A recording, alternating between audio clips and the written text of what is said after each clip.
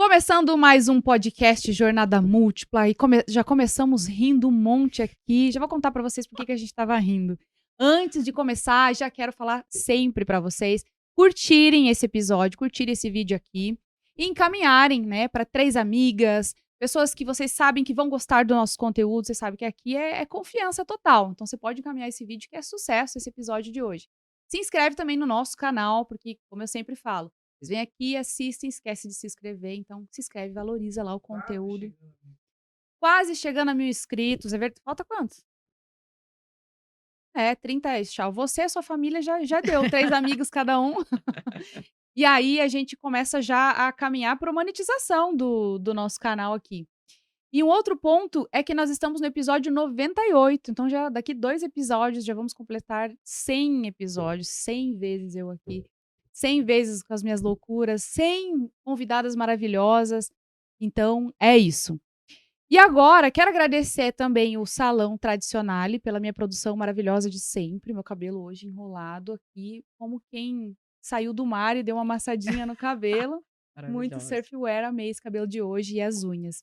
Então, Salão Tradicionale, para quem quer conhecer, a gente vai deixar também o link aqui embaixo das redes sociais para vocês.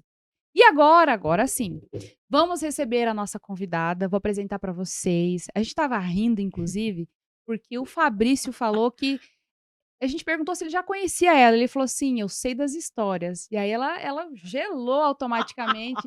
Quero que vocês conheçam então a Ana Paula, mais conhecida como Dona Ana, psicóloga, faz um sucesso nas redes sociais, no TikTok, no Instagram, e fala sobre dependência emocional, o corpo de dor, relacionamento. Nossa, o episódio hoje tá o máximo. Vai Seja ser muito bem-vinda, Ana. Obrigada, agora eu tô mais tranquila. Passou o Passou o susto. susto. Chegou a tomar 2 canecas de água ali só Que nessa história. histórias, É, né. que Mas eu vou história. contar algumas aqui. Ah, é? Não, quero Aham. saber, o nosso público também é super curioso. Que maravilha, então. Obrigada por ter Eu que aceitado o convite e vir aqui participar com a gente. eu que agradeço, Cláudia, é um prazer. A hora que eu vi, né, toda a proposta do Jornada e as mulheres, apesar de eu ter muito público homem.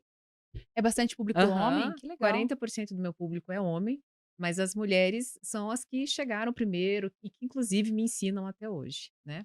E às Ela vezes interagem mais, não sei. É que o homem, ele interage bastante também, né? Então, você sabe que o homem, por exemplo, quando ele se identifica com o conteúdo, ele é muito mais engajado. É Ele manda pro mesmo? parceiro: "Cara, você tem que assistir isso aqui". Sério? Marca a mulher ou então fala: "Ai, que vontade de marcar minha mulher nesse post". Mas e o medo, Eles né. Eles comentam? super. Porque como eu não o meu público é 80% mulheres e eu tenho poucos homens ali, é verdade, os que estão ali, mas é uma proporção muito menor, então eu não tenho essa noção. Não, homem é parça. Então se ele riu, se ele curtiu, não, ele manda, ele sabe, Que ele bacana, dissemina, ele nesse sentido, eles são mais enérgicos, assim. que legal. Mas também, né, quando querem criticar são um pouquinho mais São mais diretos, são. mais Uhum. incisivos. Deixa eu te perguntar por curiosidade, por que Dona Ana? Ah, Não, quando fala então Dona vamos lá, Ana, vamos é uma senhorinha, né, porque todo mundo tem mania de chamar Dona, mas não é, aí eu vou falar uma coisa, eu vou corrigir.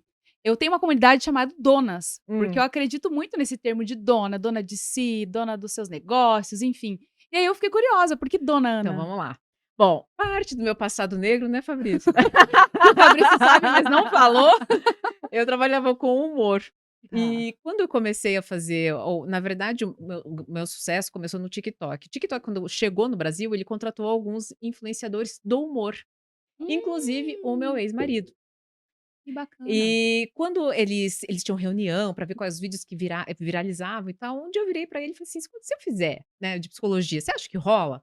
Eu: "Claro, faz, mas deixa um tom mais leve e tal". Já era de psicologia, o humor com psicologia, vamos dizer assim. Tá. Aí eu deixava um pouco mais leve, daí o que que eu tive uma ideia, como eu sabia, tinha, né, alguma coisa de humor e tal, quando, eu lançava o tema de psicologia, para deixar mais leve, eu criei um personagem, Ah, o Jair. legal. Então, por exemplo, né, o Jair dizia: "Doutora, tô com uma dor no coração, não sei o que faço, fui traído". E criei esse personagem e ele me chamava de doutora. Mas a internet tem a galera que fala: "Você não é doutora, você é Ah. psicóloga". Eu falei assim: "Gente, tem Ah, pro tá, aquela coisa, entendi, tem aham. problema". Aí o Jair começou a falar Dona Ana. Ah, e mudou o termo por causa Isso. disso, "Dona Ana, a entendi. senhora não sabe, estou apaixonado". Então, aí foi daí que surgiu E a aí Dona Ana. ficou E Dona ficou, e Ana. ficou, e ficou, e ficou, e ficou Dona Ana. Hoje eu nem faço tanto Jair, né, porque, enfim, a vida vai tomando outros rumos, mas por isso. E aí, no caso, o Jair fazia a pergunta e a Dona Ana respondia e entrava o Respondia, conteúdo. exatamente, e entrava o Legal. conteúdo também de uma forma mais leve, porque a vida já tá pesada, né. E Assim. daí as pessoas começaram a se identificar e ficou. Isso foi quando? Quando começou isso? Isso foi no meio da pandemia, em abril de 2020.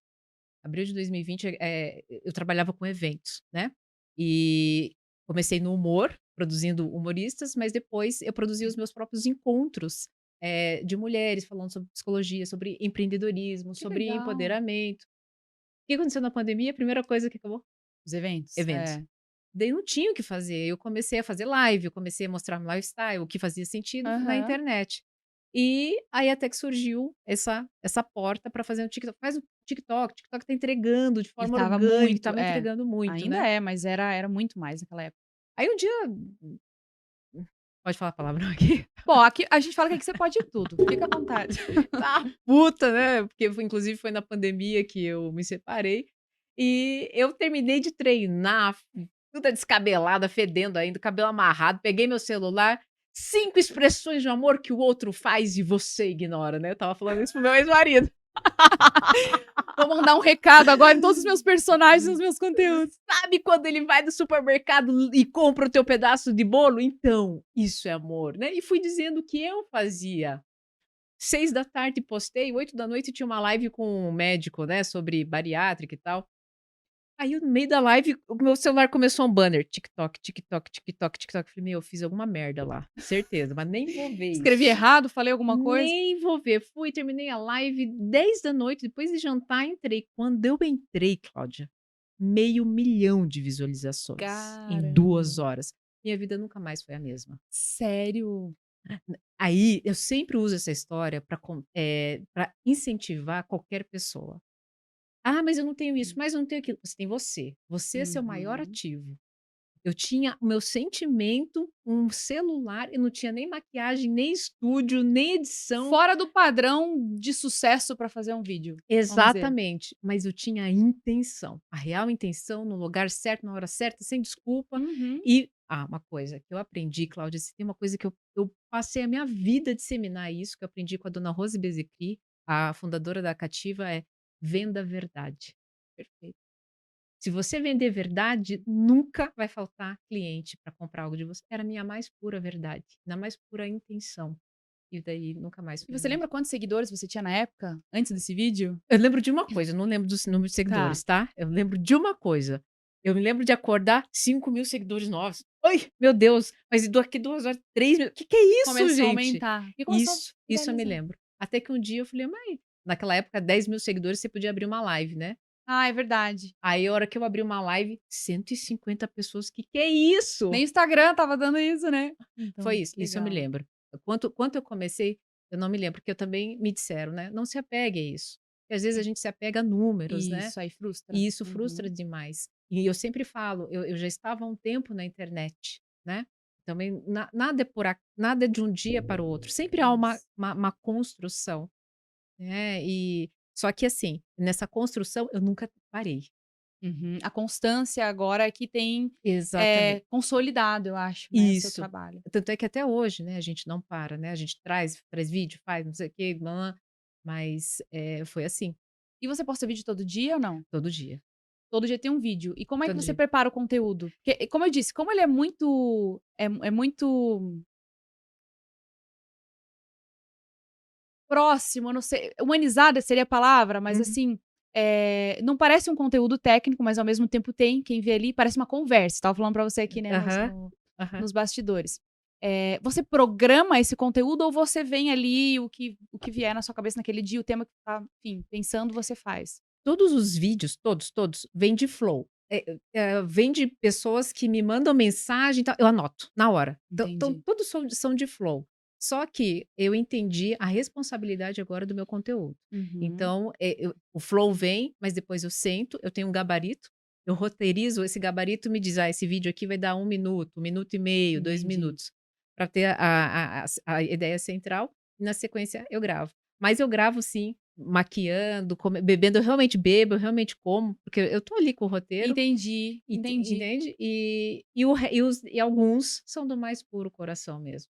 Eu vejo que eu tô bem, eu vejo que aquilo veio, eu falei assim: "Ai, vou falar sobre isso". E esses É o que mais bomba. Sim, com exatamente, certeza. exatamente. É, porque as pessoas se identificam, a gente estava falando isso agora, né.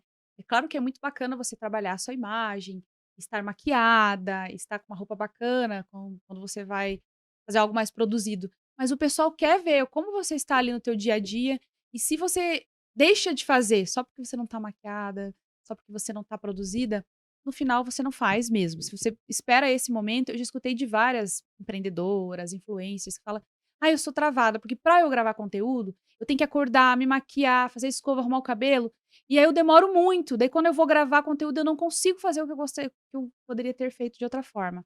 Então quer dizer, toda aquela produção acaba impedindo o progresso do trabalho, né. Exatamente, exatamente. Por isso que, foi inclusive essa é a fonte do meu trabalho. O que que é meu trabalho?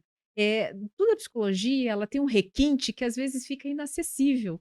É verdade. Então, descomplica, sabe. Eh, a pessoa não vai olhar o tom da tua base, ela vai se conectar com o teu coração. Qual é o conteúdo do teu coração? Aquilo que você está passando realmente é verdadeiro? Os meus maiores vídeos com maior número de visualizações sobre mim. Aí você vira pra mim Sim. e fala assim: "Tá, vou olhar aqui no teu Instagram, ah, aqui é um vídeo sobre os bonzinhos não serão lembrados". Os homens, eles amaram esse vídeo, eles replicaram, porque eles acharam que quando eu falei: "Os bonzinhos", eu estava falando deles. É que o homem ele tem uma autoestima também de Né. como ele é agradável, e aí ele se identificou, né. Estava falando de mim. Do Aham. dia que eu, poxa vida, né, fui lá para minha filhinha, arrumei o aniversário, tudo bonitinho e tal. Primeiro pedaço de bolo, pergunta se foi para mim, Cláudia. Não foi? Claro que não. Aí eu falo isso no vídeo, os bonzinhos não serão lembrados. Por Sim. quê? Porque você bonzinho, né, passa a ideia para a pessoa que já conquistou, então ela não vai querer não precisa te conquistar, ela vai Aham. conquistar aquele que não dá moral. Aham. Então era sobre mim, e os homens: "Isso mesmo, dona Ana, estou cansado de ser bonzinho, as Super mulheres se querem identi o cafajeste". É isso mesmo, né, uma vez um amigo meu falou pra mim assim: "Cláudia, eu não sei o que fazer, eu não consigo me acertar com ninguém. Ó, só essa semana eu comecei a ficar com uma garota, fazia uma semana. Eu na quarta-feira, uma semana já eram uns 3 dias que eles estavam ficando, eu mandei um buquê de flores pra ela, tal dia eu levei ela no terraço pra jantar, porque não sei o quê, Uou! e ela mais uma semana ela não deu certo, me largou". Eu falei: "Cara, você entrega teu ouro na primeira semana, cara, o buquê de flores, aí vem o jantar. Meu, não dá pra deixar um pouquinho até ela começar a se conectar mais com você, se apaixonar, você entregou teu ouro agora, você vai entregar o quê depois?". Aí ele ficou sem jeito e tal. Eu falei: "Calma, vai com calma". Cláudia, mas você fez esse comentário, eu sempre fico eu acho que eu levantei uma bandeira dos não joguinhos. Ah, Sabe por quê? maravilha. Sabe por quê? Eu posso ter o direito de entregar todo o meu ouro no primeiro, só que eu tenho que ter a responsabilidade de lidar com o Lidar com fracasso, a frustração de não ser de não ser correspondido. correspondido, porque Perfeito. as pessoas não estão Não preparadas para uma estão. entrega. É muito mais fácil fazer joguinho, porque quando eu faço joguinho, se eu perceber o menor sinal que você vai me rejeitar, eu rejeito primeiro. Porque Uhum. daí o que acontece? Eu saio por cima. Isso é jogo. Você queria sair? Por que que você não arriscou e ficou um pouco mais? "Ai, mas e o medo?". Não, enfrenta. Eu levanto essa bandeira. Eu passei a levantar essa bandeira de não joguinhos, de correr o risco, sim, de se frustrar. Aprender a lidar com isso do que evitar de Exa fazer. e toda vez que eu falo isso, a pessoa fala assim: "Ah, mas isso é irresponsabilidade sua". Você já parou para pensar, como psicóloga, que nem todas as pessoas têm repertório emocional para lidar com a frustração? Claro. E como é que ela vai ter repertório se ela não entrar na Não experiência? vivenciar. Não e vivenciar. Perfeito. Exatamente. É perfeito. Sabe que você falou uma coisa interessante, aqui no podcast eu sempre falo de mim, faço consulta, terapia, eh, Vo te conto a minha vida, enfim. Eu sempre fui assim, de entregar é tudo que eu tenho? Tá. Aí depois eu me ferro pra Uhum. lidar com isso, vou lá para o meu psicólogo, vou na terapia, mas eu não consigo ficar com isso, sabe, em mim. Se é pra eu arriscar: "Ai, será que vou, não vou?". Vou. Vou, eu vou, é isso que eu tô sentindo nesse momento? Claro que também não é algo tão absurdo, mas é isso, eu vou. Mas e se o outro lado não corresponder? Aí eu vou dizer, por exemplo, medo de dizer pra pessoa que você gosta dela. Eu tenho medo de dizer pra pessoa que eu tô interessado, que eu gosto, que eu, eh, ou que seja, no início do namoro, que eu me apaixonei por ela. Tem gente que não fala, que é o que eu falei pra ele: "Segura um pouco o ouro", porque não sabe lidar com a frustração. Eu falo. Aí se a pessoa, sei lá, me cortou, não rolou, é que eu não tenho muitos relacionamentos, né, a galera sabe aqui que eu também não tenho muitos não sou a melhor pessoa pra falar sobre isso, mas já tive situações assim. Não rolou do jeito que eu gostaria. Claro que traz uma frustração, dá aquele ar de: "Putz, será que eu tô sendo rejeitada de alguma forma?". Mexe com o nosso ego, Uhum, mas aí eu vou pra minha terapia, entendeu, e vou aprender a lidar com isso. uhum. Mas todo mundo sempre falou pra mim: "Não faz isso, segura, se a pessoa não te responder, você não faz isso". Eu falo: "Ai gente, sério?". Aí, eu não sei, cada um é cada um, né. Aí, enfim, eu prefiro não fazer. Você prefere, então, expor. Eu exponho tudo. Tá. Veja, eu sempre falo, não tem certo, não tem errado. Agora, se você fica joguinho não sustenta. É, exatamente. Para você criar joguinho, você tem que colocar máscara. Você entra num palco e o que acontece? Aquela cena vai acabar, Uma hora acaba, uma é. hora acaba. E daí, o que é que fica? Fica joguinho. Aí vai ser joguinho sempre. Qual é a chance disso durar? Mínima, mínima. Aí você tem a tendência aí quando não dura, você tem a tendência de fazer o quê? É, você mudou. Ou então, não está me aceitando como eu sou. Que momento que você foi como você, né? Aham. Então, por isso que, Sim. de mim não espere que eu faça um vídeo, né, 5 formas de laçar o seu macho, não Sei. vou entregar Não vai ter isso, lá. porque, o mínimo que eu posso ter em relação ao ser humano é respeito. Entender que laçar uma pessoa é eu entregar o biscoitinho da dependência emocional. "Tô aqui, ó, experimenta o biscoitinho da dependência emocional", Sim. só cuidado, vicia. E depois para tirar, é um perigo. Sim, perfeito. As pessoas querem as outras, né, E eu acho pra que si. assim, inclusive são conteúdos que mais bombam, são pesquisas que mais tem no ranking do Google, como conquistar um homem, como conquistar uma mulher, como fazer não sei se você já viu isso, mas é muito grande a quantidade de pesquisas das pessoas que procuram como laçar, vamos usar essa palavra, a outra pessoa. E é por isso que até o pessoal que trabalha com cartas, que prevê futuro e tudo mais, pode ver, né, que elas têm, o traga o seu amor de volta em 7 dias, e elas ganham muito dinheiro, e Uhum. aí eu não sei como funciona o trabalho, eu nunca fui, mas enfim, a galera quer saber. Por quê? Porque todo mundo quer laçar, todo mundo quer trazer alguém pra si, quer dominar. E no final das contas a maioria não consegue, né, e sofre. Eu vou dar aqui o antídoto para você laçar, né, a pessoa que você quiser, mas isso não dá ibope e isso não aumenta a hashtag. Como conquistar uma pessoa em X tempo? Tá, Você vai precisar conquistar a si mesmo. perfeito. Quando Uau. você conquista a si mesmo, quando você tem paixão pelo quem você se tornou, a sua história, você vai entrando numa espiral ascendente, né, de energia, porque os seus olhos brilham, você está conectado com aquilo que faz sentido e você fica tão transbordante que você quer que todo mundo desfrute disso. O que Sim, você vira? Vira farol. Quando você vira farol, você conecta as pessoas. conexas, perfeito. Por que que isso não vende, Cláudia? Por que que isso não vende? Dá Porque as trabalho, pessoas é sabia? isso que eu ia falar, as pessoas não querem conhecer mais sobre si, elas têm Isso. dificuldade de confrontar até Sim, aquilo que elas não querem aceitar sobre isso. si. Sabe que uma vez, né, do meu ex-namorado, a primeira vez que a gente terminou, ele terminou comigo, né. Aí eu fiquei chateada, eu fui fazer a terapia e tal, dele: "Tá, Cláudia, o que você acha, né, desse término?". Eu falei: "Cara, eu acho que ele perdeu uma pessoa incrível". Eu fiquei muito assim, eu fiquei, assim, chocada como que ele terminou comigo, que sou uma pessoa incrível. E aí eu falei: "Será que isso é bom ou isso é ruim?". Aí eu falei isso pra ele, né. Aí ele jogou pra mim de volta, ele falou: "Ai, o que que você acha?", né, claro, né, ele tem que fazer esse papel dele, né. Enfim, e aí eu fiquei pensando: "Será que é excesso?". Não é, acho que, não sei, excesso de autoconfiança, mas ao mesmo tempo, então por que que eu tô triste? De alguma forma, você tem aquela questão do ego, eu fui rejeitada, se o cara terminou comigo, eu tenho alguma coisa que não foi aceita por ele, mas ao mesmo tempo, se eu gosto tanto de mim, se eu acho que eu sou uma pessoa bacana, enfim, fui trabalhar isso aí. Mas é importante o que você falou, porque as pessoas, e a gente vai entrar agora na questão da dependência emocional, elas vão substituindo essa dependência, elas saem de um relacionamento muitas vezes acabadas, né, tristes, e aí rapidamente elas acham outra pessoa, porque elas precisam esquecer o anterior, e as músicas dizem isso, né? Isso é uma construção também da sociedade, acho que esse tipo de comportamento. E aí o que acontece é que ela só substituiu. Pode ser aquele, pode ser aquele. No final das contas, ela não trabalhou ela. Ela não consegue conviver com ela mesmo. É isso mesmo? Que acontece? Quando, posso voltar ao seu caso lá? Você Claro, vai ficar volta. reflexiva para casa aí, né, quando você Mais ficou uma sessão de terapia, vamos lá. quando você ficou lá pensando: "Poxa vida, mas, né, essa pessoa perdeu uma pessoa muito legal, como é que essa pessoa não conseguiu ficar comigo?". Na verdade, esse conteúdo é de apego. Na verdade, você criou a ideia de uma pessoa ideal para a pessoa ideal que você acha que você é. Tudo isso é falso eu, tudo isso Uhum. está fora.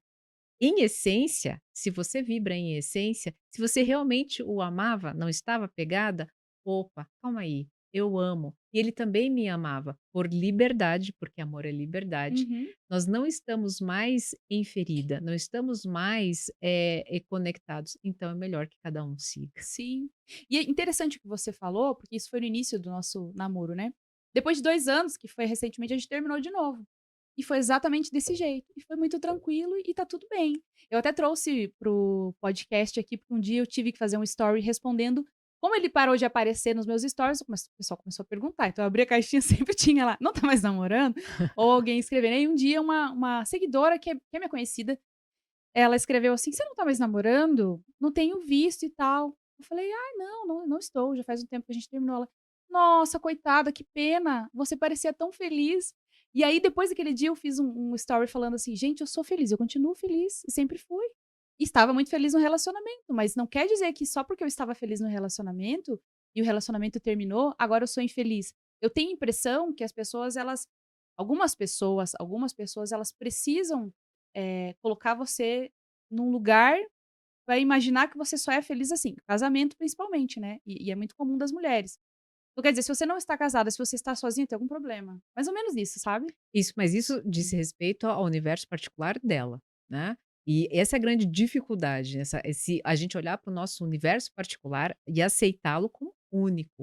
O problema é, além dele ser único, é um universo único que está em, interação com outros Com os outros. universos únicos, né. Sim. Há uma confusão aí, mas por que que é uma grande confusão?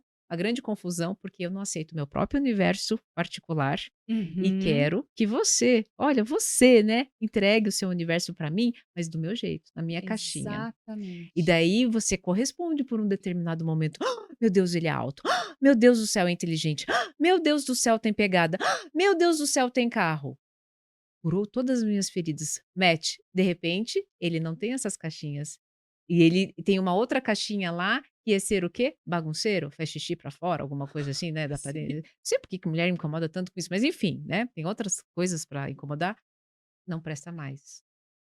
Aquela ideia não entra Ela mais nessa resume a caixinha. pessoa naquele problema. Isso. E daí o que acontece, ela vai e como as feridas vão mudando, a caixinha vai mudando, aquela pessoa não vai mais servindo.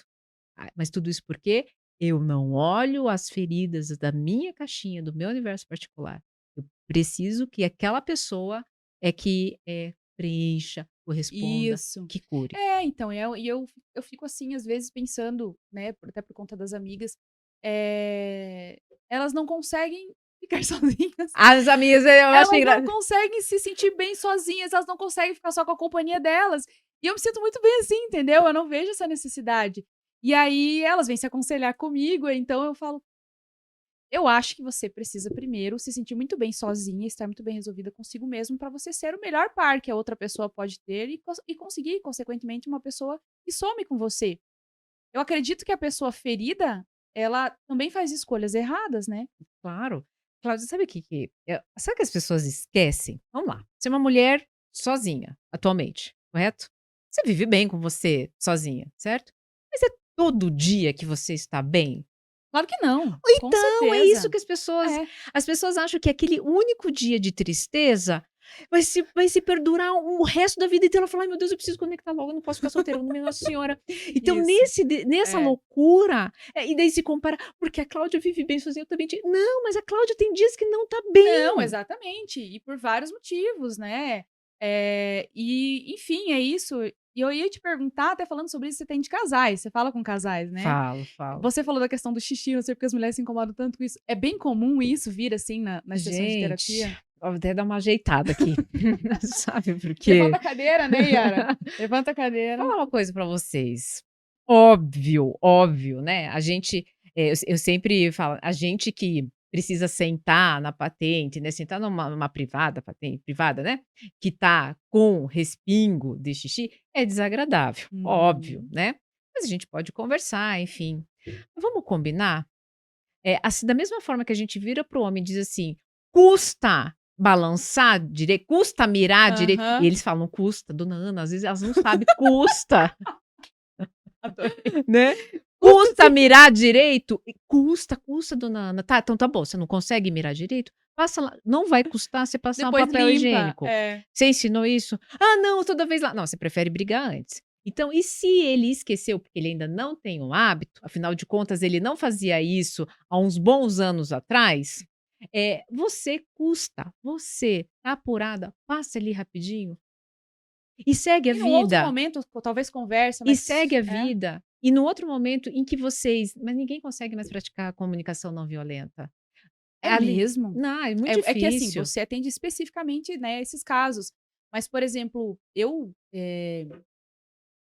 acho super estranho uma pessoa não conseguir conversar sobre um problema, e é comum, porque elas carregam: "Ai, mas e que acontece isso, porque ele não, eu não consigo falar sobre isso com ele, me incomoda", basicamente é isso, me incomoda o que a pessoa faz. "Mas você já conversou com a pessoa sobre isso?"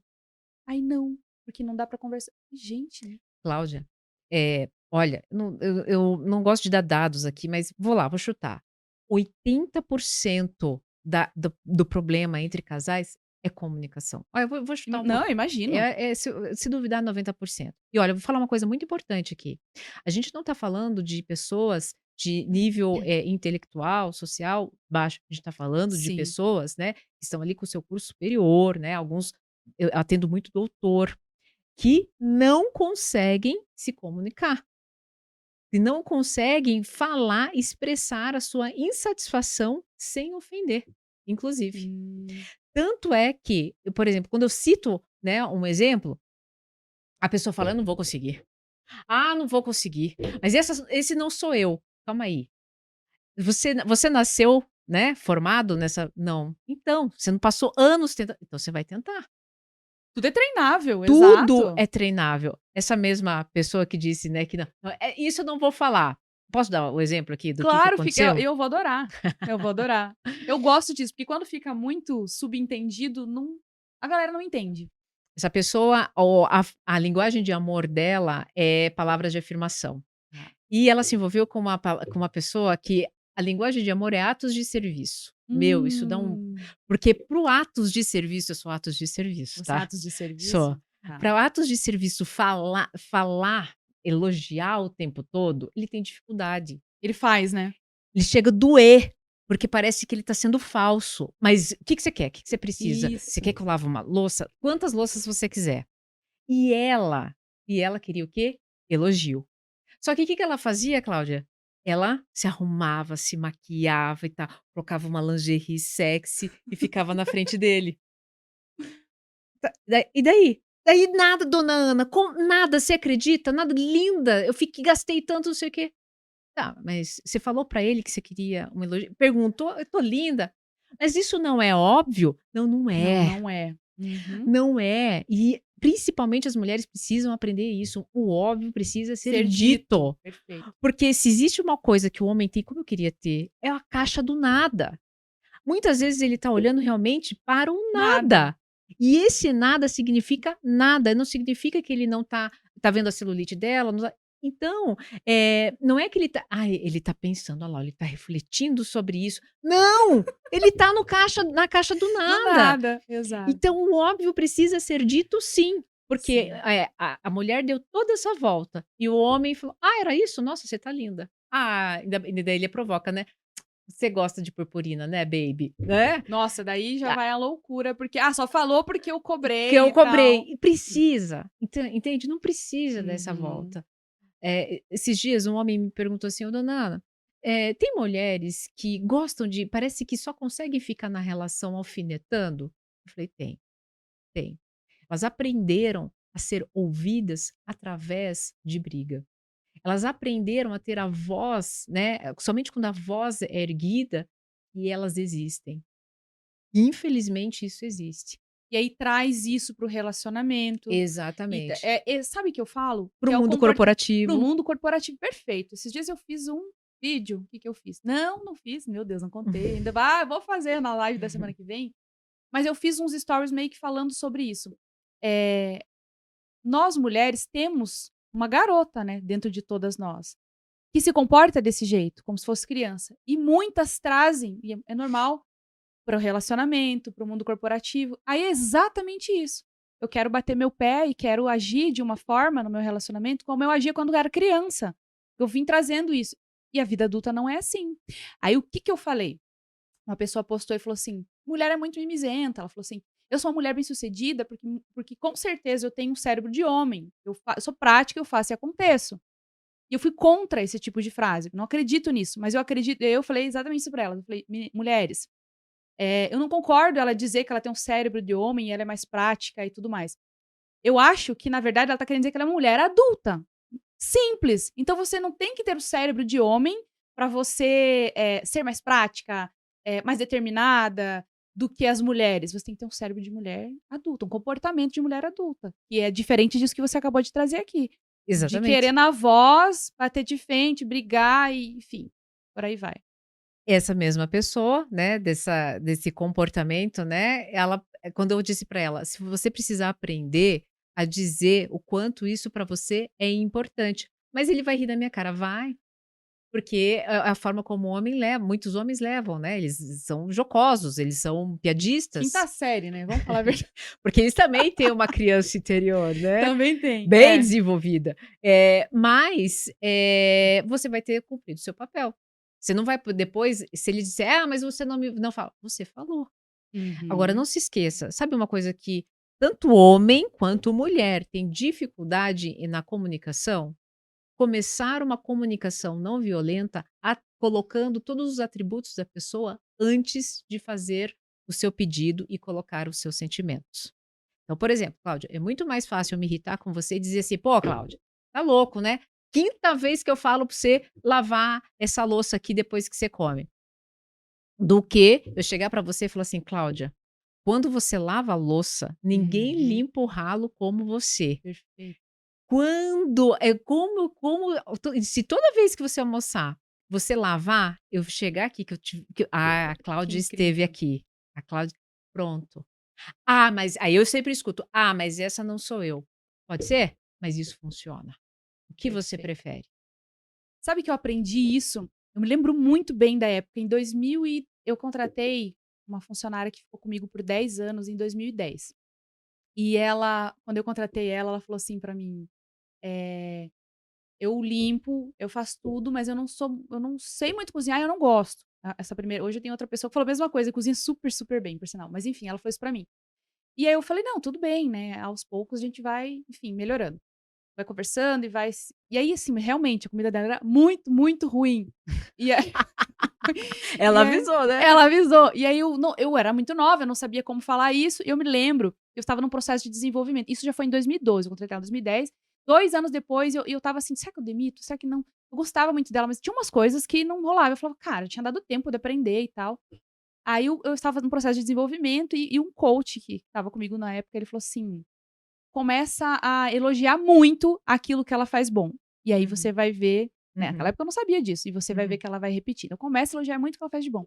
E eu comecei a fazer isso, e uhum. foi funcionando pra caramba. Resumindo, ela ficou 10 anos comigo, cara, ela cozinhava tão, tão bem, que assim, tanto no bolo, nos doces que ela fazia, quanto no almoço, enfim, eu mudei de cidade, toda vez que a gente vai pra lá, pelo menos uma sim, uma não, a gente pede pra ela fazer os bolinhos de chuva, o bolo de chocolate que ela fazia, a gente vai na casa dela tomar café, enfim. Ela melhorou muito por conta do reforço positivo daquilo que ela fazia bem feito. Agora tem um outro ponto, você atende doutores, Uhum. profissionais, como eu. É a mesma coisa que você faz numa empresa, com um colaborador, é a mesma coisa é da mesma forma que você conduz uma equipe. E como que eles não conseguem trazer isso para o relacionamento? Ótima pergunta. Por que que grande CEO eu atendo CEO, eu atendo artista, eu atendo doutor, eu atendo, né, eh, pós-doc, e, eh, a pergunta é sempre a mesma. A produção tá falando O que que comigo, é eu não tô produção? entendendo, desculpa. Então pá, Ah, então pronto, agora deixa eu até voltar ao raciocínio que nossa, eu me perdi aqui no raciocínio. vamos lá. Você falou que atende CEO, que Eu atendo atende CEO, eu atendo artista, eu atendo o doutor, o pós-doc, enfim. Mas quando, eu sou dependente emocional, né, quando eu tenho e essas pessoas não gostam de assumir que em algum nível tem dependência emocional, tá, não gostam. Não importa, ele pode ser o super bam-bam-bam profissional, quando é para lidar com as emoções em relacionamento, ele não tem habilidade. Mesmo porque, Cláudia, a gente, nasceu, cresceu para poder fazer o quê? Para ser um bom adulto produtivo. Então você tem que Uhum. trabalhar, você tem que ganhar dinheiro, tem que trabalhar, Sim, tem que ganhar dinheiro, daí, e as minhas emoções? O que eu isso. né, essa tem que ser a sua posição social. E o que acontece? Não tem repertório. Não tem. Não sei lidar com as emoções, aí eu fico o quê? Refém. Quando eu fico refém, eu fico fácil para cair na dependência emocional. E se tem uma coisa que é muito fácil de acontecer entre esses profissionais, é dependência emocional, que é uma desordem sorrateira. Uhum. Quando eu vejo, eu já estou nela e eu estou vivendo em grande cegueira e paralisado naquela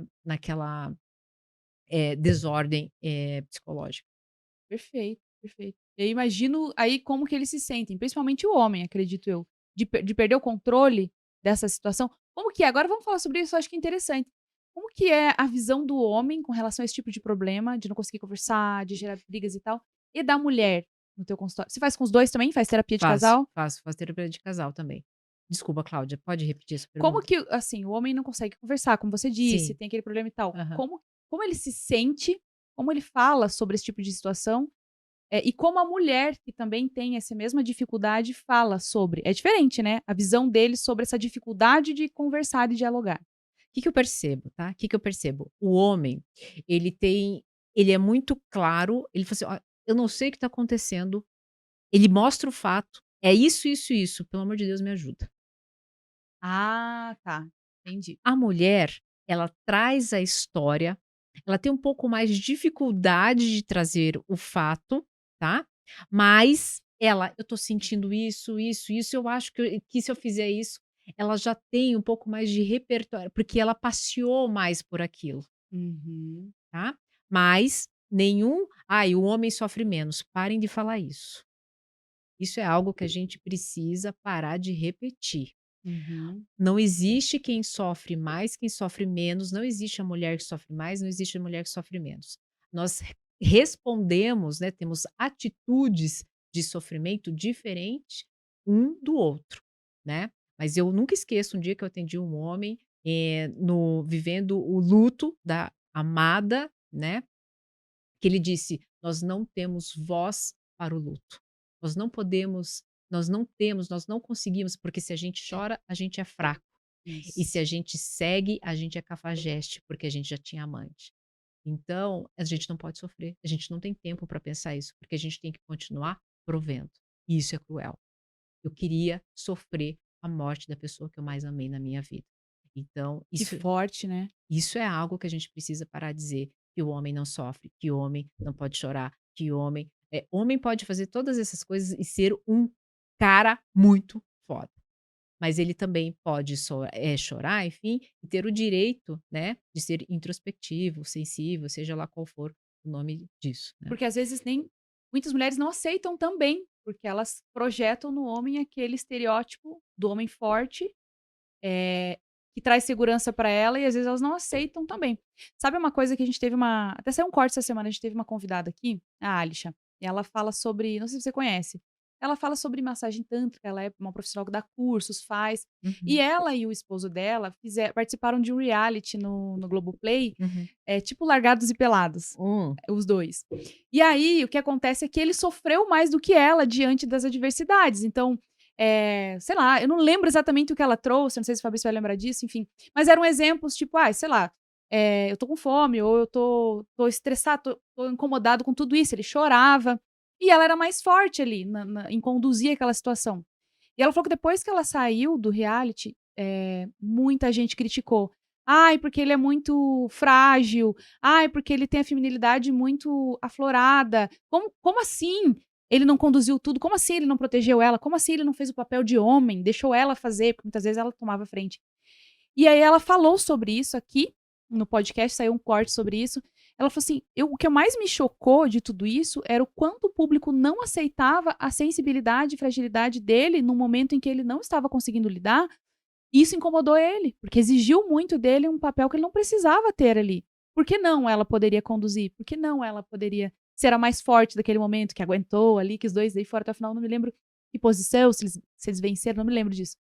E quando eu perguntei pra ela qual foi a maior dificuldade, o que mais chocou eles depois que eles saíram, ela falou que foi isso. Eu fiquei surpresa, ela fala: "Nem as mulheres aceitavam a sensibilidade que ele teve ali". Claro que assim, sabe, talvez isso seja um pouco polêmico o que eu vou dizer, mas, hoje as mulheres querem um protótipo de homem forte, viril, provedor, inteligente, várias coisas, né. Mas elas esqueceram, né, muitas, né, não estou dizendo todas, a gente não pode generalizar, que nessa nossa busca por, independência, por posicionamento, nós, de forma inconsciente, abafamos isso. E isso a gente foi passando também, isso é novo. Abafando em que sentido, né? Eh, "Me deixa com a minha independência, deixa eu fazer isso, deixa eu fazer", então vai, então vai, então faz, né? Porque não se fala sobre isso, mas tem alguns homens que também apanham. O dia que eu falei isso para um homem, né, alto, ele falou assim: "Como assim homem apanha?" Apanha. Nossa, e muito, tem muitos Por quê? casos. Porque ele aprendeu, por mais que ele seja alto, não, mas ele não era alto, não era forte. Era. Por que que ele apanhava? Porque ele aprendeu no seio da família dele que ele não podia levantar a mão para a mulher, que ele tinha que honrar e ficar até o fim. E mas ele se esquivava então, se esquivava, mas apanhava do mesmo Mas jeito. não denunciou, não Não fez o que deveria ter feito também. exatamente. Então, as mulheres, quando eu digo isso, elas dizem que eu passo pano para macho. Eu não passo pano para macho. Eu contribuo para um público que, inclusive, se eu contribuir para homens, né, com saúde emocional, Vai contribuir para as para mulheres elas, também. Perfeito, exatamente. perfeito. Então, é sobre, ter noção do respeito e limite de que cada um manifesta a dor e o sofrimento em seu mundo particular, e eu preciso respeitar isso, Uhum, perfeito, né. perfeito. É sobre isso, né. A ideia de valorizar a mulher e de trazer ela para uma equidade econômica, social, não exclui o que o homem já tem. É isso que é importante a gente falar.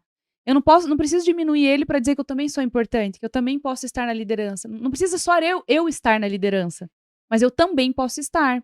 Eu entendi o que você falou, quando muitas mulheres, quiseram assumir algumas posições, elas diminuíram o que os homens já têm, que elas mesmas estavam buscando. É isso? Isso, exatamente, exatamente. Eu diminuo, né, uma força, mas para eu poder ter o meu Isso. espaço, mas eu esqueço que eu também preciso honrar essa força em algum momento.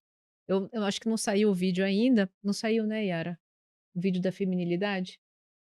Eu fiz um vídeo recentemente onde eu falo que quando eu comecei a ficar sozinha, Cláudia, que eu me separei, que eu comecei a ter tomar Isso. conta das coisas, né, do trabalho e da casa, e pagar isso e pagar aquilo e tal, eu me vi amarga, eu me vi autoritária, eu me vi sem paciência, eu me vi bruta. E quando eu me dei conta disso, eu vi o quê? Que de algo eu vi: "Não, não preciso de ajuda". Até que um dia eu fui abrir um pote de geleia, eu falei assim: "Eu queria ter um homem aqui".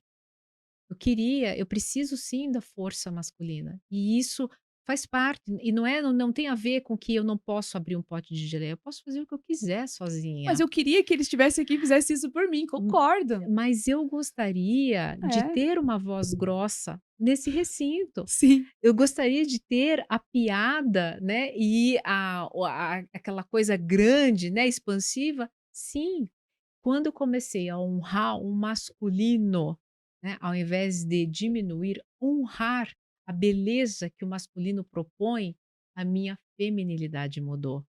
E não tem a ver com, daí eu me conectei, né? Porque daí espera assim, então daí você encontrou alguém. Não! Aí a minha Aí você femini laçou o isso, homem. não, a minha feminilidade mudou. Eu voltei a usar muito mais maquiagem, a usar roupas mais que me valorizassem mais, né. Eu até brinco no vídeo, né, comprar coisinhas lá para minha amada, né, eu chamo de pichuque, outros chamam de perseguida, enfim. Pichuque, nunca tinha É. ouvido.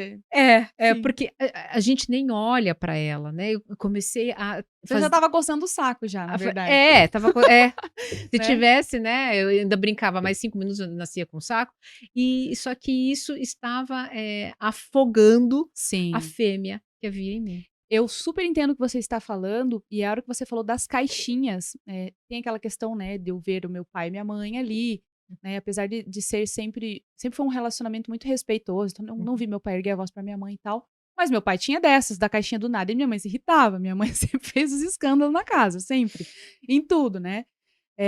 Tanto que ela tentou construir um pai autoritário que nunca foi, tipo: "Não, a gente não vai poder contar isso para o seu pai. Nossa, eu vou falar com ele, mas se" e eu sempre fui atravessada, eu: "Ah, não, deixa eu curto esse caminho". Meu pai: "Não, tá tudo bem das coisas". E ela já tinha criado o maior cenário. Enfim, mas eu via meu pai nessa caixinha do nada, né. Depois eu fui casada durante 16 anos e nós dividíamos muito as responsabilidades em casa. E como também tinha pessoas contribuindo na casa, então eu nunca vivi aquela situação de ter que dar conta da casa sozinha. Era muito dividido. E então eu também não via aquele papel do homem provedor, esgotado, porque eu contribuía em casa. Então ele também tinha liberdade para ser mais leve. Quando eu me separei e tive que assumir tudo sozinha, e me desfiz também da minha funcionária, porque mudei de cidade, né, infelizmente. E daí, então, eu assumi as responsabilidades de prover, de manter o controle sobre tudo, de cuidar da vida escolar dos filhos, né, enfim, todas as situações. Eu me vi muitas vezes na caixa do nada, e eu me lembrei de situações do meu pai, porque minha mãe nunca trabalhou, agora ela trabalha, pois se separaram, mas enquanto nós éramos criança e até eles se separarem, a minha mãe só ficava em casa cuidando de nós, né, fazia o outro lado, e meu pai não Uhum. precisava se preocupar. Mas eu me lembro disso, e eu me vi várias vezes, e sabe o que me veio à mente? Hum. Cara, é difícil ser um homem provedor, entendeu? É. Por que que esses bobos ficam querendo que a mulher fique em casa se ela pode ajudar? Porque, de fato, eu me senti muitas vezes, durante um período desse tempo, eu eu hoje eu posso dizer que eu fiz as pazes, mas eu meio que briguei com o meu lado feminino, porque eu achava que eu tinha que tudo aquilo me sufocava, então eu tinha que assumir um papel masculino que eu não queria, igual você falou. Eu preferia que alguém fizesse por mim, gente, eu não sou idiota, entendeu? "Ah, mas eu trabalho, eu faço acontecer", eu acho realmente que a mulher tem que trabalhar e fazer acontecer, mas se ela tiver alguém que pode fazer isso, entendeu, e contribuir, tá ótimo. Desde que ela não tenha que pedir, pelo amor de Deus, pra comprar uma calcinha, é uma coisa diferente da outra, uma coisa não tem nada a ver com a outra. E depois de um tempo é que eu realmente fiz as pazes de novo, falei: "Isso tá na minha terapia". Eu acho que eu estou fazendo as pazes com o meu lado feminino.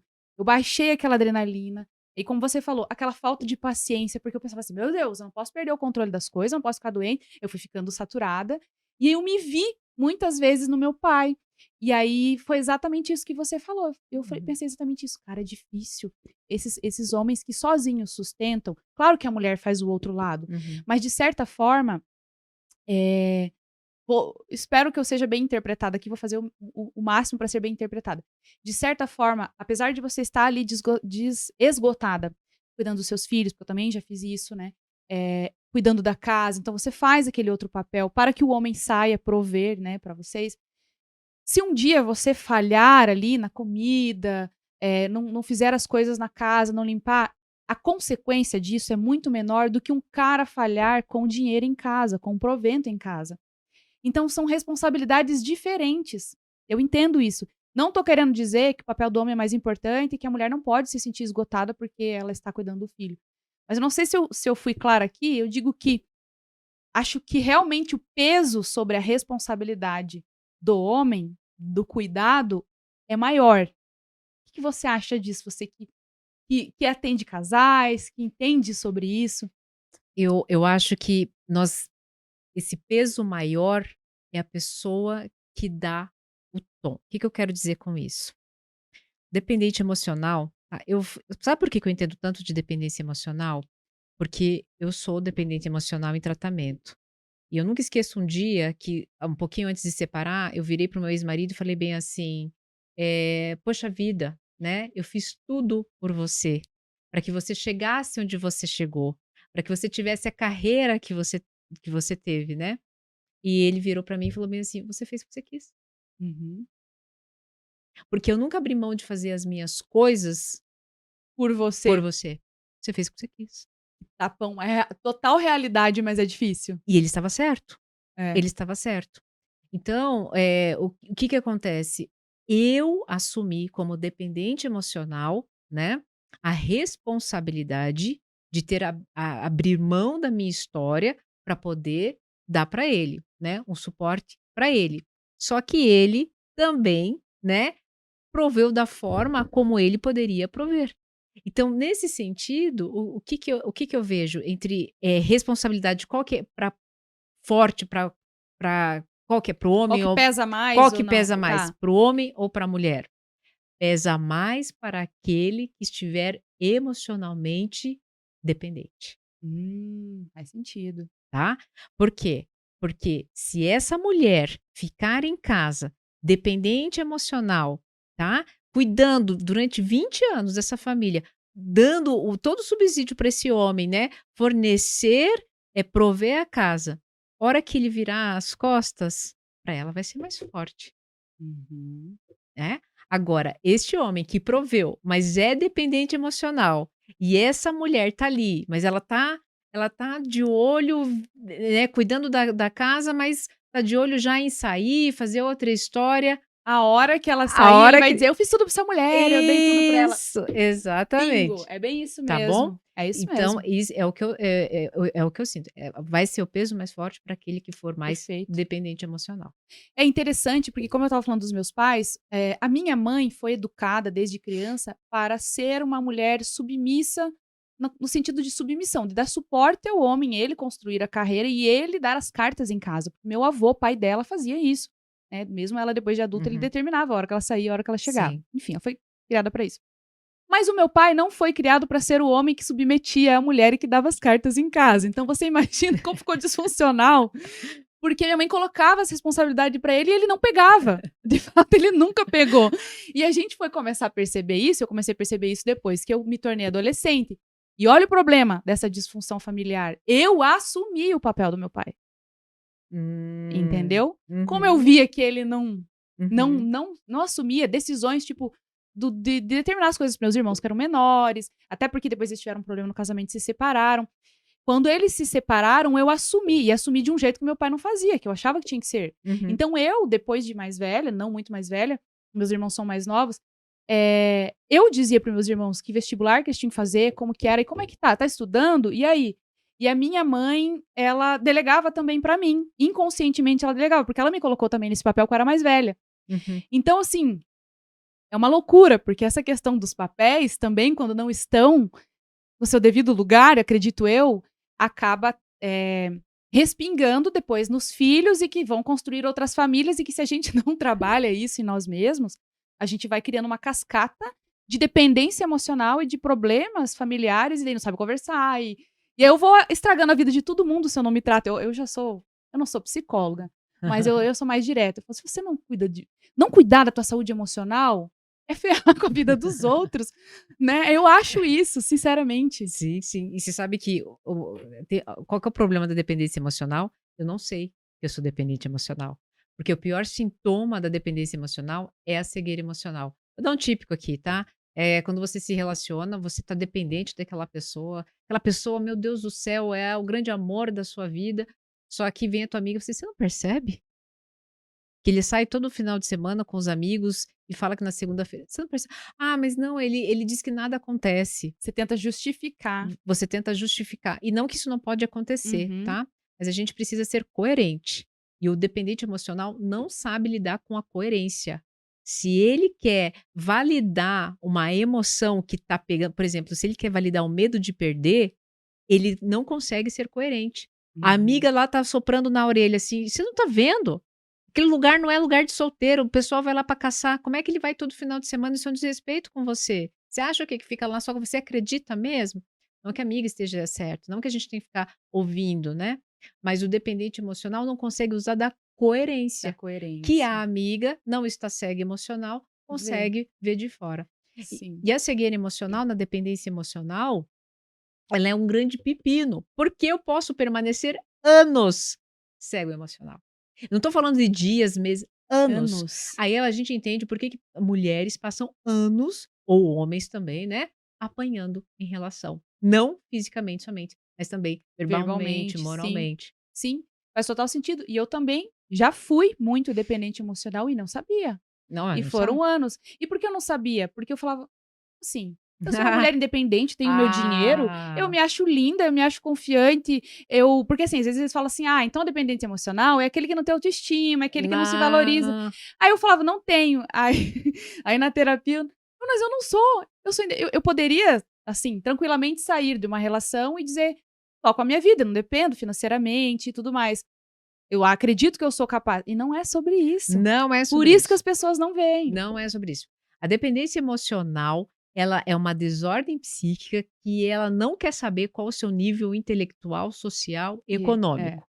Ela te deixa numa posição, né, dependente de uma emoção que geralmente é medo, e você fica um refém da sua carência, e você acredita que somente aquela circunstância, ou pessoa, ou objeto, somente com aquilo é que você será feliz. Ou seja, nessa relação de dependência é que você vai conseguir seguir a sua vida. E quando a gente fala de dependência emocional, não é somente esses setores, mas Uhum. também a gente está falando no que existe no trabalho, que existe na Na família, família, né? perfeito. Não é somente ali entre relacionamento afetivo, né, de casal. Sim.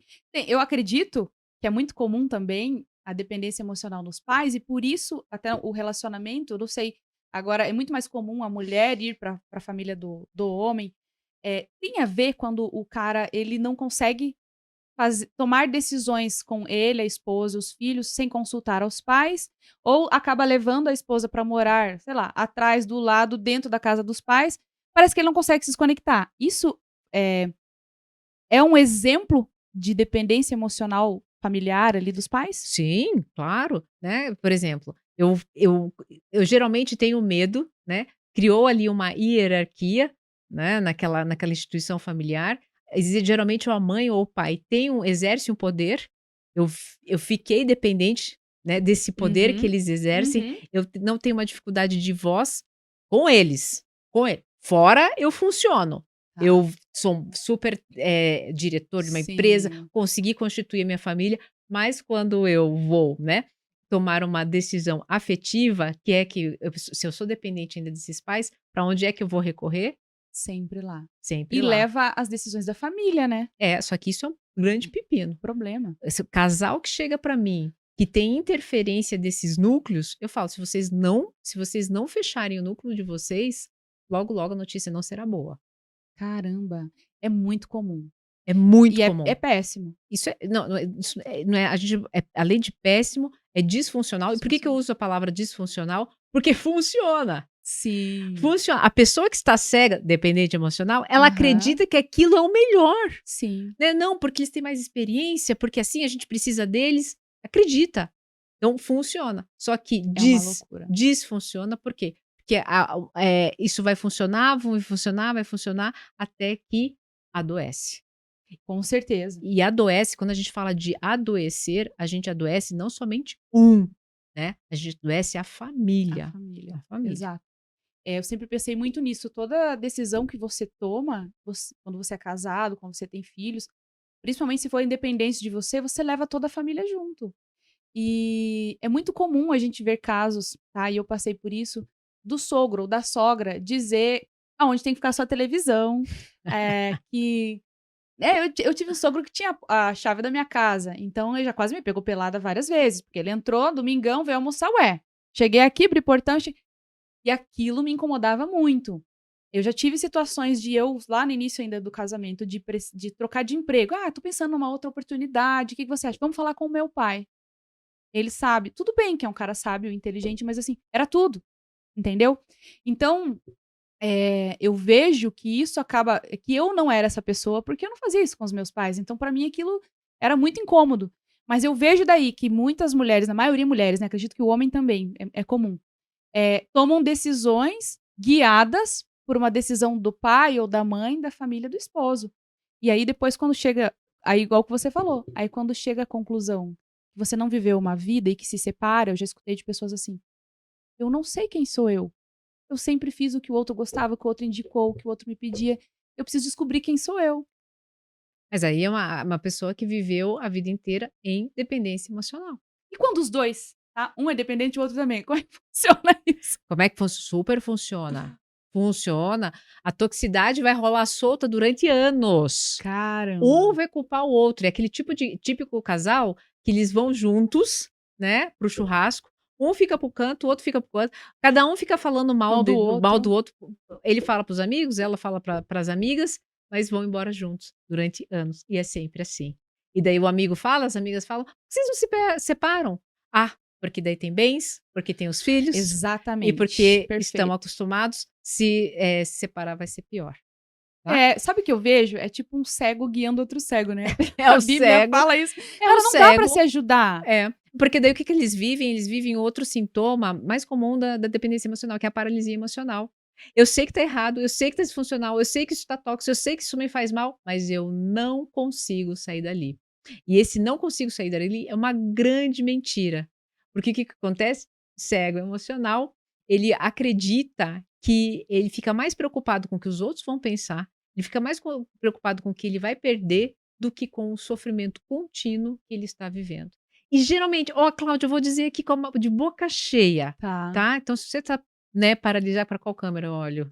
Essa aqui, fala Essa nos aqui. olhos da quem Se tá você assistindo. está sofrendo com dependência emocional, está desconfiado, você está paralisado, você está numa situação que você acredita que não tem saída, deixa eu te dizer uma coisa.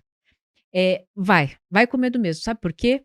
Ó, vai terminar a situação, seja lá qual for, você vai tomar a decisão, hora que a decisão foi tomada, depois de um tempo você vai virar e vai dizer assim: "Minha Nossa Senhora, era muito menor do que eu imaginava". E você vai lembrar de mim. Isso é o melhor. Não, e se já não estiver acontecendo isso, né. E Isso, se já não estiver exatamente. acontecendo Por quê? isso. A paralisia emocional conta essa mentira. Ela conta a mentira de que vai doer muito, de que vai ser um absurdo, do que vão pensar. E coloca um megafone na cabeça da pessoa e faz com que justamente ela fique paralisada. E toda vez, Cláudio, toda vez que eu falo que eu mostro o cenário para a pessoa tiro a cegueira, ela volta. Era muito menor mesmo.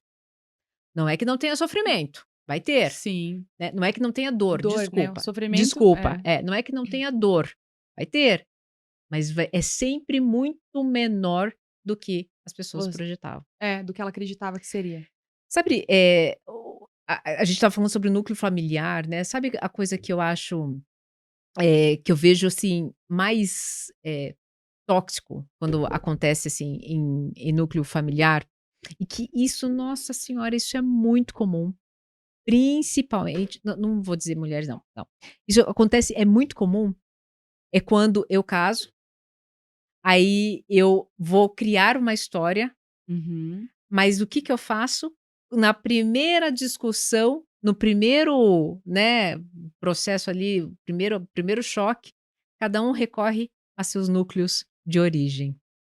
Entendi. Aí os seus núcleos de origem contaminados, porque eles não estão vivendo essa cena, contaminados, cada um dá uma opinião. Quando eles voltam com essa opinião, eles não voltam com a sua própria vivência, eles voltam Com com a a dos crença pais. dos pais. E daí o que que acontece? Eles não fortalecem o seu próprio núcleo. Eles não eu falo que é um Entendi. time, né, eles não cuidam do seu time. Aí o que que acontece? Eu não tenho tempo de criar um dos laços mais importantes para a relação, que é a intimidade.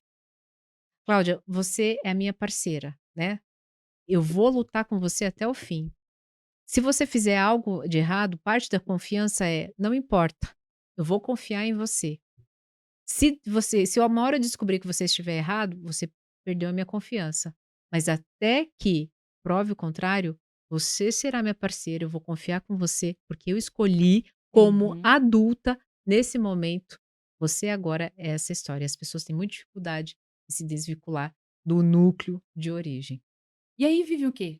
2 núcleos. Exatamente, E aí o exatamente. problema disso tudo, e os filhos? Vão pra Uhum, qual núcleo daí? uhum. É isso que eu fico pensando. O que que acontece? Não é vamos tirar um pouquinho a quantidade de núcleo. Não vira núcleo. Não tem não Os tem coitados crescem aí o bem. que que acontece? Os coitados com a sensação do quê? De não pertencimento. Para qual time eu pertenço? Entendi. Aí É. o que acontece? Essa sensação contínua de não pertencimento é que faz com que essa loucura doida aí de diagnóstico psiquiátrico, né. Então, então deixa eu pertencer a alguma classe. Então deixa eu ser isso, eu ser aquilo. Por quê? Porque no meu seio familiar, né, eu não tive essa energia trabalhada, né, eu não tive essa noção de pertencimento. E a gente não está falando aqui famílias que têm que estar bonitinhas estruturalmente, não é sobre isso, não é sobre isso. É sobre representação, né, forte de mãe, pai, filho, independente se são separados. Sim, perfeito. Eu também acho, acredito nisso. E se você trabalhar muito bem os seus filhos, eles vão entender, mesmo separado, a como eles pertencem e o quanto isso não incomoda eles. Eu vejo isso com os meus filhos, né. E aí, eu queria te fazer uma pergunta que eu fiquei eu estava falando e eu comentei isso dos meus filhos, e aí eu lembrei de uma coisa muito engraçada, gente, eu vou fazer um parênteses no meio de uma situação super séria. Você falou do xixi, né, que a mulher se incomoda e tal. Aí eu falei: "Tem estratégia do meu filho". Eu Hum. comecei a reclamar, ele é o único homem em casa, né, eu, minha filha e ele. E eu comecei a reclamar que o banheiro dele, que não sei o quê, que não tinha descarga. "Não, fui eu". "Como não foi você? Só você usa o teu banheiro". Sabe que qual a estratégia ele adquiriu? Ele usa todos os outros banheiros, menos o dele. Então Ah! Maravilhoso. tem um xixi lá no meu banheiro, no da minha filha, no lá no lavabo, e nunca tem, o dele tá sempre impecável. Aí um dia eu peguei ele no banheiro e falei: "Você não tem seu banheiro não?". "Não", falei: "Descobri. Por isso que não tem papel sujo no seu banheiro, não tem xixi". Então eu brinquei, né, só pra descontrair que essa estratégia. A gente falou aqui nos bastidores sobre o livro do Mais Esperto que o Diabo, Uhum. e ele fala sobre o poder, enfim, lá do Napoleão Hill. Quem não conhece, vai buscar, é bem famoso o livro e tal. E a gente falou sobre olha, deu Corpo branco de agora. dor? O Corpo de Dor, que eu queria que você Ah. comentasse. Quando eu falei do Corpo de Dor, você falou assim: "É mais ou menos aquilo que o Napoleão Hill conta no livro Mais Esperto que o Diabo". Eu queria que você comentasse o que é o corpo de dor e o como isso o quanto isso impacta nas nossas decisões, na nossa vida, né. Eu sempre comento que quem conhece sobre corpo de dor entendeu boa parte do negócio. Imagine que aqui é você. É um corpo de você, essa é você. Tá. Todos nós temos, é como se fosse uma entidade psíquica, tá? Uhum. Que no corpo de dor já nasce com você. E Tá. ele vai sendo colocado nele todas as suas dores, sofrimentos, né? O bullying que você sofreu, né? Ou algum processo de rejeição na infância, ou então aquele desalento lá, ou aquele vestibular que tanto você queria, você não conseguiu. Isso vai se Tudo no acumulando. negativo, tudo aquilo que você vive negativamente, no caso. Isso. Uhum. Tudo que de alguma forma te entregou dor, Tá. tá. Uhum. Então ele vai aumentando, ele vai aumentando, ele vai ficando, vai ficar um grandão, Ah. como se sabe bicho de pé? Que vai crescendo, Sim. né, eu vim do interior, Aham. vai um bicho de pé que vai crescendo, vai se alimentando.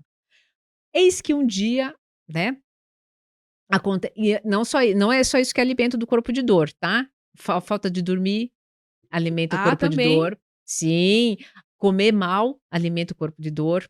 Então o que que acontece? São todas as coisas que colocam dor, causam dor. causam Uhum. dor. Até que um dia eu tô no trânsito, né, eu tô com esse corpo de dor bem inflado, você para do meu lado e faz assim pra mim, né, faz um gesto obsceno. Era o suficiente. Ele sai pra fora bem louco. Uma agulha, é como se esse gesto foi uma agulha na bolha, ele sai pra fora e ele toma conta de você. Domina. E Uhum. daí não é mais você que está vivendo, quem está vivendo é o corpo de dor. É nesse momento que você pega a tua arma e atira sem pensar, porque você não está pensando. Quem está vivendo, experienciando por você é o corpo de dor. E aqui, o que que acontece? Muitas pessoas, olha que coisa maluca, Cláudia. Muitas pessoas vivem, passam uma vida em corpo de dor. Sim, sendo Elas não uma vez que elas tiram da jaula o corpo de dor, elas nunca mais conseguem colocar o corpo de dor na jaula. São aquelas pessoas altamente reativas, tudo é ruim, elas não conseguem ver as coisas boas, elas são altamente críticas, elas têm os dedinhos ligeiros na internet para poder somente atacar, elas Uhum. têm uma dificuldade muito grande de ver beleza na vida, porque elas não conseguem ver beleza. Qual é o filtro delas? O filtro delas é É o dor, corpo de dor. é Ah, dor. sim. Então, como é que eu vou ver beleza se eu estou em dor? E em dor, inclusive, eu não consigo ver solução. Eu não consigo ver o óbvio. Quer ver? Quer ver? Eu vou, vejo uma receita. Eu estou em corpo de dor. Aí Uhum. a receita a mulher fala: "É assim, assim, assim, assim, assado". O que que ela faz? Ela vai lá para o comentário: "Muito legal essa receita. Onde estão os ingredientes?". Na lege na Nossa, No isso é muito corpo. comum. Tá vendo só? É muito comum. Viu só? Agora você já sabe que essa pessoa, olha, a pessoa tá em corpo de dor. Não, Não viu o óbvio. a hora que vinha um hater, né, eu ia falar isso: "Ai, o corpo de Agora dor tá tá dominando". Sabe o que você me exatamente. lembrou? Foi uma coisa super engraçada, eu nunca gostei de ficção, mas eu assisti um filme esses tempos aí que não sei quem queria, porque "Ah, tá bom, vamos assistir", do Venom, já viu? É um corpo de Aí dor. você foi falando, É. lembrando isso, porque daí o que acontece? Ele é um cara legal, um cara bacana e Sim. bonzinho, mas quando o Venom, é O Venom, né, Isso, bota ele lá, enfim, cobre ele, ele isso. começa a querer comer as Ah lá, pessoas e não sei viu? o quê. Ele começa a querer Cara, co isso pode ter isso pode estar ligado com todo esse conceito, a gente no final das contas, você sabe que todos os filmes e tudo mais sempre tem algo bem voltado pra psicologia que representa alguma coisa. mas eu tô dando o Gente, eu nome. sou muito inteligente, você não Você é acha? muito inteligente, você é maravilhosa, você não está em corpo de dor, Não você está vendo. estou. Exatamente, você Na aceitou. verdade eu guardei ele. Algumas vezes ele quis sair, mas olha, ultimamente tá Isso, é o maravilhoso. Venom, exatamente, é o Venom. Então, o que que acontece? Toda essa informação já existe, mas não de uma forma talvez como eu estou te Sim, porque explicando. você exatamente, você trouxe eu já tinha te falado isso, eu já Hã, tinha lido sobre o corpo de dor e ainda não estava, assim, muito claro. Quando você deu o exemplo primeiro do Mais Esperto que o Diabo, eu já entendi. E agora você falando de uma forma extremamente clara, simples e didática até, eu imaginei na hora o Venom. exatamente, o que que o Venom fala? O Venom fala: "Eu preciso comer, eu preciso fazer isso, já vamos matar", Isso. entendeu? Ele é reativo. No Napoleão Hill, o corpo de dor é o quê? É o O diabo. diabo. E o que que ele fala? Assim, o que ele vai te o que que ele vai te trazer? Ele vai te trazer medo. Então, quando você tá em corpo de dor, você tá sob o domínio do diabo, você vai dizer assim: "Para com isso. Você vai fazer vídeos, quem é você na fila do pão? Tá louco? Tá louca? Uhum. Não faz, você vai passar vergonha. Você nem é formado ainda". Tudo isso para o Napoleão Hill, diabo que usa o medo. Para, o Toll, é o corpo de dor É o corpo que de te dor. manipula, que você deixou sair da jaula e você não tem domínio, você não tem liberdade. Por isso que, Cláudia, crème de la crème, vocês vão aprender muita coisa hoje. Olha, não, tá Toda maravilhoso. pessoa que fala assim: "Mas se eu não for reativo, vão passar por cima de mim". Os corajosos são observadores, porque os corajosos conseguem, têm força para dominar o corpo de dor. Porque os corajosos e os fortes conseguem identificar o corpo de dor do outro e falar assim: "Não vou dar moral, Aham. tenho mais coisa Não para quero comprar fazer". essa briga com esse cara aí, que ele tá indo com corpo de dor e tudo Isso, mais. esses sim são sábios e corajosos. Ah, e agora você falou uma coisa, que Hum, aí vem o exemplo que eu quero dar, que eu falei de mim aqui. uhum. Você falou, a partir do momento que a pessoa deixa, né, o corpo de dor tomar conta e ela não tem consciência, acho que é a questão da consciência Não, disso, uhum. ele domina uma vida inteira. Uma vida inteira. Mas quando você tem consciência isso muito cedo, você começa a controlar. É Isso me isso. e Porque esse eu já fui essa pessoa reativa, lembra que eu falei aqui que o meu momento de estresse e não sei o quê. uhum. Quando eu me vi, pra mim sempre trabalhei isso como inteligência emocional, né. Quando eu me vi um dia gritando com meu filho, sem um mo por uma coisa tão simples, sem um motivo, eu falei: "Pra que tudo isso, minha filha? O menino fez isso aqui, você faz um escândalo desse tamanho. Tudo Nesse bem, você podia brigar, mas Nesse momento você silenciou o corpo de dor. Nesse momento você se E olha, o que mais tem hoje em dia são pessoas em corpo de dor. Sabe por quê? Porque não dormem mais. As pessoas não dormem mais, as pessoas não fazem atividade física como deveriam fazer, as pessoas não se alimentam bem, elas estão fazendo o quê? Alimentando o corpo de dor. E daí o que que acontece? Ficam altamente reativas. Esses dias eu recebi uma mensagem muito maldosa no meu Instagram e meu corpo de dor saiu, né? Veio Venom. eu vendo. "Poxa vida, eu ajudo esse povo, né". Aí o corpo de dor falou assim: "Poxa vida, você ajuda esse povo? Olha o que esse povo faz. Vai lá, abre a câmera e mete a boca". Eu abri a câmera e comecei a dizer. E de repente, no meio da fala, eu deixei esse story lá. No meio da fala eu falei: "Calma, para. Isso é meu corpo de dor. Eu virei o próximo story. Sai, Chega! Chega, gente. Não, imagina. Eu tô aqui para ajudar todo mundo, inclusive essa pessoa. Essa pessoa ela está dizendo do mundo dela. E eu não posso julgá-la. Pronto. E aí meu dia continuou, porque eu podia ter acabado com o meu Com seu dia dia, sim. por conta de uma mensagem, se eu tivesse deixado o corpo de dor na ativa. E é isso que as pessoas estão fazendo, vivendo com o corpo de dor ativo. Perfeito. Nossa, acho que foi a melhor explicação. Eu te falei isso já que eu tinha visto um vídeo seu, Caio. Uhum. Eu vi uns 2, 3 vídeos e esse foi um deles. Uhum. Quando você falava do corpo de dor. Eu acho que esse é um vídeo de um corte seu no podcast, que você tá com um bonequinho, inclusive, lá, Tô né? com o bonequinho. Aham. Agora você vai comprar um mini Venom. Sabe aquele boneco? Boa, boa! É. Acho que eu vou comprar uma capinha, né? E você veste ele, tipo Aham. um Homem de Ferro, né? Aham. Ele coloca lá. Enfim, eu acho que é bem isso, né? E eu acho que tem tudo a ver, né? A gente falou, é uma ficção, mas no fundo tá representando algo que de fato acontece. Eu acredito muito nisso. Caramba, eu adorei o nosso bate-papo, Eu sério. A gente também. até passou do tempo, Fabrício, Desculpa. levantando a placa, mas eu ignoro ele. Quando eu quero continuar, Também. eu ignoro ele, né? Enfim.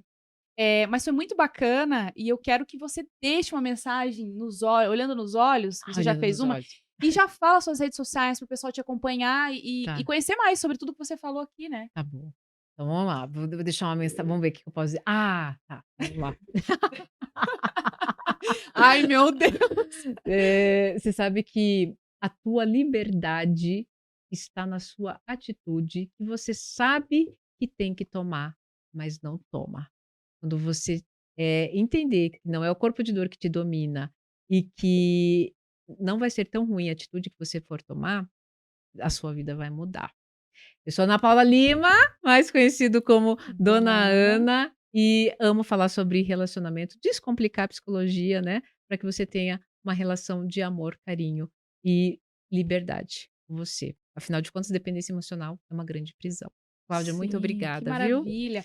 E outra coisa, né, Fabrício? Você despedindo e eu já pensei assim, eu não sei, acho que tá com horário, né, gente? Produção, avisa. Tá com compromisso. Eu já ia falar pra você contar uma história das que o Fabrício sabe, mas isso fica pra um Uma próximo história do bate-papo. Fabrício sabe? Você falou que ele sabe. Ele falou que ouviu suas histórias. Aí você falou, são muitas histórias, mas eu posso contar uma aqui. Aí eu já falei, qual? Mas se Ixi. você estiver com horário, não tem problema, porque a Hum. gente tem um episódio especial que depois eu posso te falar e você vem e conta essa história. A gente pode fazer um só de histórias. Minha filha, é Tem cada bastante. história. Uhum. Mas vai ser incrível. Adorei, muito obrigada Muito mesmo obrigada, pela sua Cláudia. participação. Eu que agradeço. Eu acho que de fato você descomplica a psicologia. É que eu convivo com muitos psicólogos, eu converso muito o tempo todo, tanto organizacional quanto clínica, enfim. E eu vejo o quanto eles têm dificuldade em descomplicar a psicologia para as pessoas e isso facilita o despertar da consciência das pessoas, enfim. Então, parabéns pelo seu trabalho. Obrigada, eu que agradeço. E agora a gente vai se despedir naquela câmera ali, nós duas juntas, agradecer o pessoal que esteve até aqui, né, com a gente nesse podcast. Curta esse vídeo e olha, agora sim, compartilha com o máximo de pessoas que você puder, porque eu tenho certeza que você aprendeu muito e essas outras pessoas podem aprender também. Curta Uhum. esse vídeo se você pegou no meio do caminho e chegou aqui. E eu espero vocês no episódio da semana que vem. Um beijo e até lá. Um beijo.